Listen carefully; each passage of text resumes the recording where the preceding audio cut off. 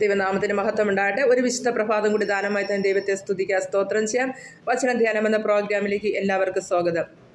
എണ്ണമില്ല നന്മകളെന്നിൽ ചൊരിയും വന്ദയെ ഓർക്കുമ്പോൾ നന്ദിയല്ലതൊന്നുമില്ലപ്പാ എൻ്റെ നാവായി ചൊല്ലിടുവാനായി.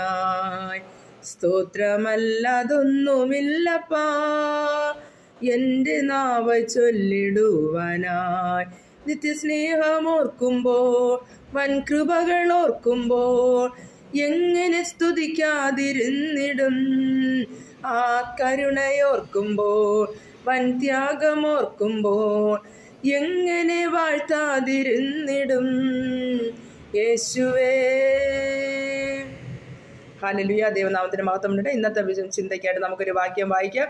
സങ്കീർത്തനങ്ങൾ 45 അതിൻ്റെ 5-ാമത്തെ വാക്യം. എൻ്റെ ആത്മാവെ നീ വിഷാദിച്ചുള്ളി ഞരങ്ങുന്നതെന്ത്? ദൈവത്തിന് പ്രത്യാശ വയ്ക്കുക, അവൻ നിന്റെ മുഖപ്രകാശ രക്ഷയും എൻ്റെ ദൈവമാകുന്നു എന്നിങ്ങനെ ഞാൻ ഇനിയും അവനെ സ്തുതിക്കും. ഹല്ലേലൂയ, സ്തോത്രം. നമുക്കിതിൻ്റെ പശ്ചാത്തലം അറിയാം. ആരാണ് കോരഹ് പുത്രന്മാർ?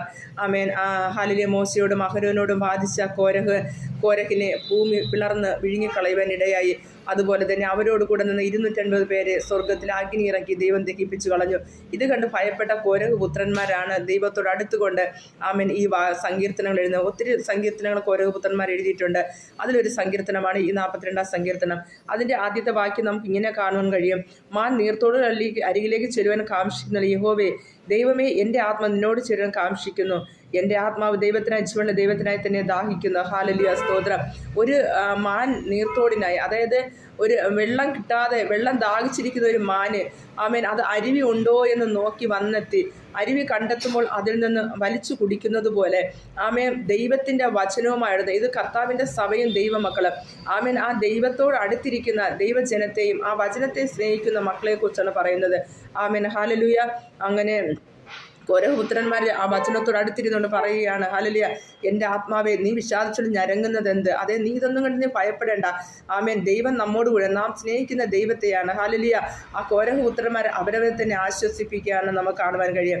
അതുപോലെ തന്നെ 43-ാം സങ്കീർത്തനത്തിൻ്റെ ഹല്ലേലൂയ അതിൻ്റെ തന്നെ 5-ാമത്തെ വാക്യം നമുക്ക് ഇങ്ങനെ കാണുവാൻ കഴിയും. എൻ്റെ ആത്മാവെ നീ വിഷാദിച്ചുകൊണ്ട് ഞരങ്ങുന്നതെന്ത്? ദൈവത്തിൽ പ്രത്യാശ വയ്ക്കുക, അവൻ എൻ്റെ മുഖപ്രകാശ രക്ഷ എൻ്റെ ദൈവമാകുന്നു എന്നിങ്ങനെ ഞാൻ ഇനിയും അവനെ സ്തുതിക്കുക. അപ്പോൾ നാം എന്ത് വേണം? നമ്മൾ ദൈവത്തിൽ പ്രത്യാശ വയ്ക്കണം, അവനെ ഇടപെടാതെ സ്തുതിക്കണം. സ്തുതിക്കുന്നവർ നേരുള്ളവർക്ക് ഉചിതമല്ലോ എന്ന് കർത്താവിൻ്റെ വചനം പറയുന്ന പ്രിയ സഹോദരി സഹോദരങ്ങളെ, നാം ദൈവത്തിലാണ് ആശ്രയം വച്ചിരിക്കുന്നെങ്കിൽ അവൻ നമ്മെ ഒരു നാളും കൈവിടിൽ ഉപേക്ഷിക്കില്ല. ഒരു അമ്മ ആശ്രിതം ദൈവം നമ്മെ ആശ്വസിപ്പിക്കും. ഹല്ലേലൂയ. ആമേൻ. ഹല്ലേലൂയ. ആ കോരഹ് ദൈവത്തെ അനുസരിച്ചില്ല, അതുകൊണ്ട് അത് സംഭവിക്കുവാനിടയായി. പ്രിയ സഹോദരൻ, നാം ദൈവത്തെ അനുസരിച്ചില്ലെങ്കിൽ ഹല്ലേലൂയ അത് നമ്മുടെ ജീവിതത്തിൽ ഏറ്റവും അത് കഷ്ടമായി തീരേണ്ടത്. നാം ദൈവത്തിൽ ആശ്രയിച്ച് ദൈവത്തോട് പറ്റിയിരുന്നാൽ തീർച്ചയായും ദൈവം നമ്മുടെ പ്രത്യാശയ്ക്ക് ഭംഗം വരുത്തുന്ന ദൈവമല്ല. ഹല്ലേലൂയ. ആകയാൽ നമ്മുടെ ഇന്നത്തെ പകൽക്കാലം നാം ദൈവത്തിൽ ആശ്രയിക്കാം. നമ്മുടെ ഏതവസ്ഥയിൽ നമ്മെ കരുതുന്ന ദൈവകരങ്ങൾ സമർപ്പിക്കാം. ഒരു നിമിഷം കണ്ണടയ്ക്കാൻ പ്രാർത്ഥിക്കാം. ആ പ്രത്യാശ ദൈവത്തിലായിരിക്കട്ടെ. നിങ്ങളുടെ പ്രത്യാശ ദൈവത്തിലായിരിക്കട്ടെ. ആമേൻ. പരിശുദ്ധനായ നല്ല ദൈവമേ, സ്വർഗ്ഗ പിതാവേ, ഈ വചനം കേട്ട മക്കളെ അപ്പൻ്റെ പാദവിടെ സമർപ്പിക്കുന്ന കർത്താവേ, അവരെ അനുഗ്രഹിക്കണം. അവരുടെ പ്രത്യാശ ക്രിസ്തുവിലായിരിക്കട്ടെ. അവർ കടന്നു പോകുന്ന മേഖല ഉപചുനമാക്കുന്ന യാത്രയിൽ എല്ലാവരെയും സ്വർഗ്ഗം അനുഗ്രഹിക്കണമേ എന്ന് പ്രാർത്ഥിക്കുന്നു. രോഗികളായിരിക്കുന്ന കർത്താവ് തൻ്റെ വചനമായി സൗഖ്യമാക്കണമേ. ഏത് രോഗത്താൽ ഭാരപ്പെടുന്ന കർത്താവിൻ്റെ രക്തം എന്നവരെ സൗഖ്യമാക്കണമേ എന്ന് പ്രാർത്ഥിക്കുന്നു. എൻ്റെ അടിപ്പിടാൻ നിങ്ങൾക്ക് സൗഖ്യം വന്നിരിക്കുന്നു. വചനം അയച്ച് പ്രാർത്ഥിക്കുന്ന ആ വചനം ചെയ്ത് ക്രിയ ചെയ്യട്ടെ. വിശ്വസിക്കുന്നവർക്ക് വേണ്ടി ആമേൻ. കർത്താവിന് പ്രത്യാശ വയ്ക്കുന്നവരെ സ്വർഗ്ഗം സൗഖ്യമാക്കുന്ന നന്ദി പറയുന്നു. ഹല്ലേലൂയ. കർത്താവെ ആമേൻ. അതുപോലെ രാജ്യത്തിലാണ് ഞങ്ങൾ പ്രാർത്ഥിക്കുന്നു. ഇസ്രായേൽ പാലസ്തീൻ യുദ്ധം കർത്താവെ സമാധാനകര ഒപ്പുകയും കൃപ ചെയ്യണമെന്ന് പ്രാർത്ഥിക്കുന്നു.